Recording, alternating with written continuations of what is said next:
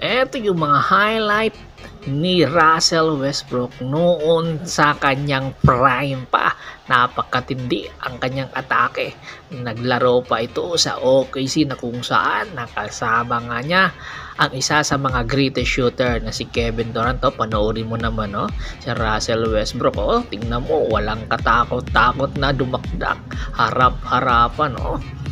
Ito yung mga kanyang di makakalimutang mga sandali ito.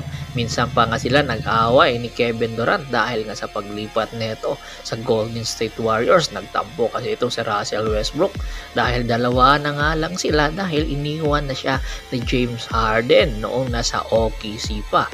Kaya hindi kataka-taka na isa ito sa mga paborito ng mga fans sa kanyang kapanahunan. Ito nga ay si Russell Westbrook na kung saan ngayon nga ay naglalaro sa Denver Nuggets at nasa first round sila ng NBA playoffs at hopefully makakuha na ito ng kampyonatong itong si Russell Westbrook.